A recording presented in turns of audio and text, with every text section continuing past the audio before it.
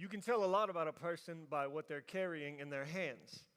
If you were to see a man who had a tool belt on and he had a hammer in one hand and nails in the other, then you probably know he's some sort of carpenter or construction worker.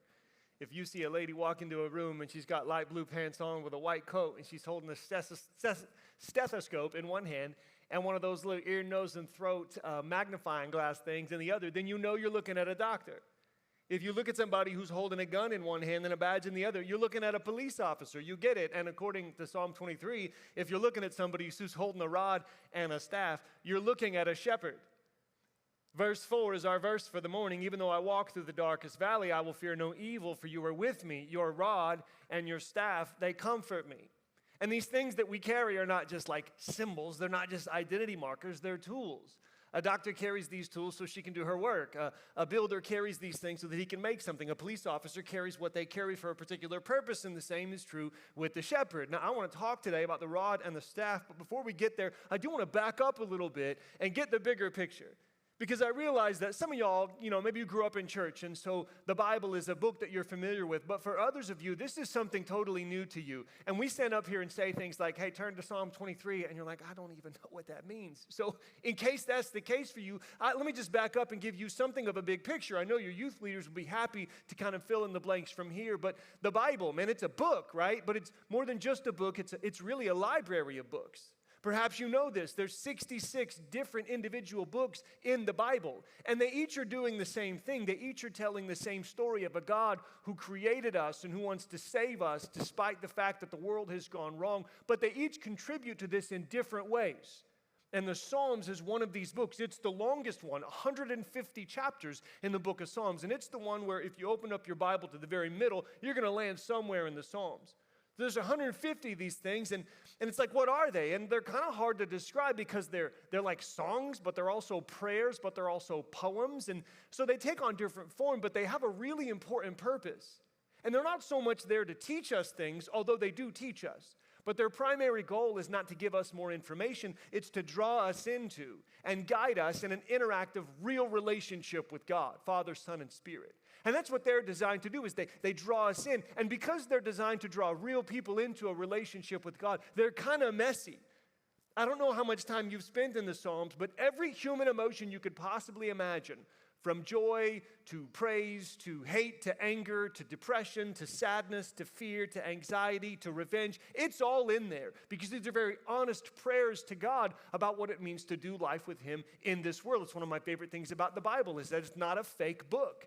It's not a book that acts like the world is always strawberries in Disneyland, It's real, it's raw, it's honest. And there's an early church leader named Athanasius who said, most of the Bible speaks to us, but the Psalms speak for us. And they give us words to describe what it's like to try to do what we're trying to do together, life with God. And they really do draw us into this real relationship, but only if you let Him. Only if you stop and slow down and pay close attention to the details. Sometimes we treat the Bible like a quick fix, It's like we just want to pop it open for a second, read, and then bounce as if it's going to do its work. And that doesn't work. It's like this. Imagine you're freezing cold. I don't know where all y'all are from. Some of y'all are from Michigan, I think, so you know what it's like to be cold. There you go. I should have predicted that. We always love hearing those things. But wherever you're from, you've probably been cold before. Yeah, raise your hand, you've been cold. Yes? Everybody's been cold. And you know how there's like phases of this. So first of all, you're like uncomfortable cold. And then you get to a point where you're like angry cold. You ever been angry cold? You're just mad. Like, I don't even know why I'm mad. I'm just cold and therefore I'm angry, But imagine you're colder than that. Like beyond angry cold is scary cold. Like let's say you are camping somewhere where it's very cold. And for whatever reason, you decide to go on a hike by yourself. And you're just kind of out there in the woods, and it's been snowing, but nothing too crazy, and you check the weather report, and it was supposed to stay chill, but it doesn't stay chill, it stays chiller, and all of a sudden, this snowstorm just hits, this blizzard, and you are surrounded, and you're cold, and you're like, it's okay, I'm an experienced hiker, I know the way, and you start to trace your steps, but now your steps are gone. And you know how to use a compass, but you can't really tell where you're at because all the trees look the same when the snow's coming down, and you're starting to freak out a little bit. You're starting to picture yourself freezing out here in this stuff because it's really, really cold. And so you're just hoping and praying for a way. And you look up in the distance and you see up in the distance what looks like smoke coming over the trees. And you're like, you got to be kidding me. Is this for real? And so you follow the smoke and you get there. And sure enough, in the middle of the woods is this cabin. And you walk up to this cabin and you notice, yes, there's a chimney. Yes, there's smoke. And you look inside and you see a fire. And you're thinking, I don't care who this belongs to. I don't care if I have to beat down the door. I don't care if they shoot me when I get in, but I am going to get inside. And you go up to the door and you turn that thing and you walk in and you see the fire and you walk up to the fire and you throw your gloves down and you stand there and you count to 10 as fast as you can. 1, 2, 3, 4, 5, 6, 7, 8, 9, 10. And you turn around and you walk back outside. Let me ask you a question. Are you warm? Not really. And it's not a problem with the fire. The fire is perfectly hot, and it can warm you up if you let it. But you got to linger by the fire to get warm. And the same thing's true with the Bible. It can draw you into a real relationship with God, but you got to stick around for a while. Listen closely and see what's there. And that's why every time when we get together in the morning, we're going to unpack the same thing, Psalm 23. Psalm 23 is a wonderful psalm, but if you stop too soon, it doesn't really work. Like the first part of Psalm 23, this is what we looked at yesterday, is so like picturesque. It's idyllic, you know? It's so wonderful. It's green pastures and quiet waters and right paths and everything's wonderful. And maybe when you were listening to this yesterday or maybe when you've heard us read this, you think to yourself, man, yeah, like that sounds great. But that is not my life. My life is not characterized by green pastures and quiet waters. My life is chaos. My life is scary. My life is darkness. I don't know your story. Maybe for you it's when you go to school. That it's like every day is a war, man. Every day is a battle because there's external forces that are coming at you. Maybe you're a person for whatever reason people just like to be mean to. Or maybe you just find yourself lonely. I don't know. Maybe it's not at school for some of you. Maybe it's at home. Maybe, God forbid, your folks left. Your mama or your daddy just left and they're just gone. Or maybe they're there, but it's not good. Like they don't pay attention to you, or God forbid they abuse you. I mean, we know that some terrible things can happen. Maybe they're good, but you lost them. Oh my gosh, y'all! Last night before the session, we went to this funeral, and we were a little bit late because this lady in our church just passed away. Y'all, she's 33 years old, and she left behind a 5-year-old son. And oh my gosh, we're sitting in this thing, and in the middle of this funeral, this is just last night, man, I can still hear it. This kid just starts wailing. 5 years old, just lost his mom. I don't know your story. Maybe that's it. I do know that there are external forces, external threats that mess with you. And I do know that like me, it's not like, your life is like mine, and that it's not just the external forces, it's also me. Like I sometimes am my biggest problem. Sometimes I make stupid, foolish, sinful decisions. Sometimes I let myself get pulled away from Jesus, and then I make a mess of things. And it's not green pastures and quiet waters. That's the point. And so if you just read the first few verses, you're like, yeah, this is great, but it's not for me. But it is for you because this psalm speaks to those other parts of our lives as well. It's verse 4, even though I walk through the darkest valley. Hear those words. Look at how it begins. Even though. Not if I walk through the darkest valley, but when I walk through the darkest valley, because if you live long enough, you will find yourself in the darkness. If you keep going, you will end up there because everybody does. Even though I walk through the darkest valley. Let's talk about this phrase, darkest valley. It's a little bit of a tricky phrase, and it's translated in different ways because the Hebrew, its original language, has kind of a strange line. And you know the word valley's in there, and the word dark is in there, but there's also this word that might mean like very dark or like deathly dark. And so it's like darkness, but it's also death. Maybe you've heard an older translation, even though I walk through the valley of the shadow of death. That's why you have both of those options, because that's kind of something there. And I don't really know that there's that much difference between the two. If you think about the land of Israel, I don't know if you've ever seen pictures of the area outside Jerusalem and in that part of the world, but it's very hilly. It's not like mountains, but there's a lot of hills. And so if you're moving your sheep around the hills, then there's all sorts of dark corners. And something could be there. A wolf could be there. Some sort of other predator could be there. A thief could be there. And so it's a scary thing because you don't know what's in the darkness. And it's not just, I guess, in the land of Israel that this is true. Like, this is just the way it is. Any of y'all grow up scared of the dark? It's like a common fear, right?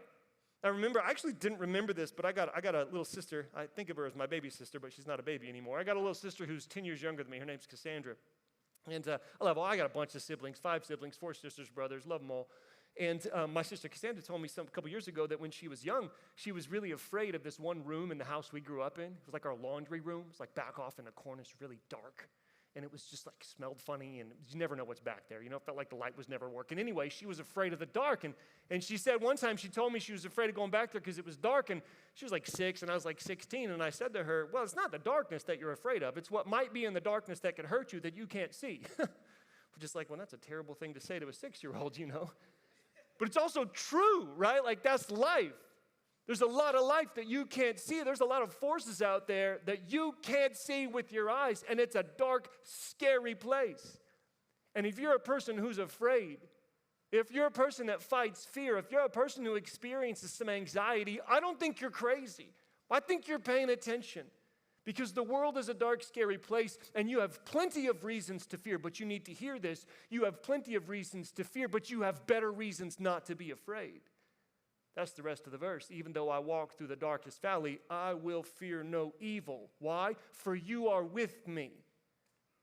You have plenty of reasons to be afraid. I'm going to say it again, but you have better reasons not to fear. And it's not because Jesus will protect you from the valley. It's because he will be with you in the valley. I picture hiking with Jesus, and you come up on this area where it's like this darkness, and you can't see more than 5 feet into this corridor, and there's a sign outside that says Valley of the Shadow of Death, and you look at Jesus like, we're going around this, right? And he's like, nope, we're just walking straight in. It reminds me of this Viking proverb that I love. It says, according to the Vikings, the cave you least want to enter is home to the dragon you must slay to obtain the treasure you most desire. This is like Jesus' Viking Lord moment. We're going in there and facing the dragon, but the difference is Jesus doesn't say, go get your dragon. He says, let's go in there together. The word of the day, you heard it, the word of the day is presence. Because Jesus doesn't promise to protect you from the valley. He promises to be with you in the valley. The word of the day is presence, because the question is not whether you'll find yourself in the darkness, but who will be with you when you do. Even when you can't see him. Just because you can't see him doesn't mean he isn't there. Makes me think of just this last week. So my family and I, we took our kiddos to the Smoky Mountains in Tennessee last week, and we just spent the whole week doing all sorts of fun stuff outside. It was a great week, and one of the things we did, Beth found this for us, one of the things we did was we did this float down this river, and so we rented these tubes or whatever, and we're floating down the river, and it wasn't crazy, but there was some class 2, class 3 rapids, so it was no joke, and we were really looking forward to it. Again, the kids are 11 to 14, so they're big enough to handle this sort of thing, but the night before, Beth has this dream. And she woke up in the middle of the night, couldn't sleep. She has this dream. And then in the dream, our son, Carson, fell out of the tube, busts his head open. And he's bleeding all over the place. And we're trying to get him to safety. And then she just woke up. You ever had a dream like that? That's freaky, man. And so we're talking about, do we go? Do we not go? And we decided to go, but we're a little apprehensive, my wife has had some dreams that come true. She can tell you about those some other time. And so we're a little bit worried about this, and we're not saying much, and we're going to go for it because we don't want to be paralyzed by fear. But we get there, and normally in that situation, I'm just going to throw my kids to it. I'm just going to throw my son to it and say, yeah, you got to figure it out, buddy. This is the moment where you get to move along this process of becoming a man. But not this time. I wasn't messing around. I literally bungeed his tube to mine, and I held onto his tube the whole time. It's I'm not letting this nightmare come true. And it was fun. It was great. But I look over there about halfway through, and we're going through these rapids, and he just kicked back, not even holding on. I'm like, buddy, you got to hold on. He's like, what do you mean? This is easy. I bet it is for you. My hands are still hurting. I'm gripping that thing so tight. But he's not afraid because he's with me. Now, the difference is he can see me. That's the thing about darkness is you can't see him. But again, just because you can't see him doesn't mean he isn't here. And that's where these come in. The rod and the staff that bring us comfort. You need to understand these things because they're not the same. They're both for you, but not in the same way. And when you're in the darkness, you don't see either of them. But you know they're there. You don't feel this one, but you hear it. Because this one isn't for you in the sense of the shepherd doesn't beat a sheep. This one is for the predators that come after you. So you know the shepherd is carrying the rod when you hear the wolf get whacked in the head and you hear the crunch of those bones and you hear that sucker take his last breath. You better believe that Jesus carries a rod and he is protecting you from forces you can't even see. Jesus carries this thing for you. But this is the one I think you need to think about today, because the staff is for you directly. Because it's not just the external threats that pull you off course. It's the internal waywardness. It's that part of us that draws us away from him. You know what that is. I know what that is. And that's what this is for. When you're going through the darkness and you find yourself slipping or tripping and you feel this poke in your back, says, hey, back over this way. That's why there's a hook on it. See, the sheep starts to drift and the shepherd just reaches out and touches its back very gently, just get its attention. If it doesn't work, reaches out a little further and pulls it back in. That's why the shepherd carries this. And I'm guessing that for some of you, that's what you feel. It's the protection of the correction of the one who is with us. We find protection in his presence because his presence says to us, hey, this isn't working well for us because you're walking further in the darkness than I want you to go. Like sometimes we find ourselves in the dark valley because Jesus is taking us through it. Other times we find ourselves in the darkness because we can be really dumb. I'm not just talking about you, I'm talking about me, but I do want to ask, what might it be for you? This is the point in the week when you can decide whether you're going to listen to Jesus when he says to you, hey, that relationship that you know isn't beneficial for you, now's the time to pay attention. Maybe for you it's not a person, maybe it's a habit that you've started to form. I don't know if anybody else knows about it, but you do and he does, and I hope you feel that gentle touch of the shepherd's staff pulling you close.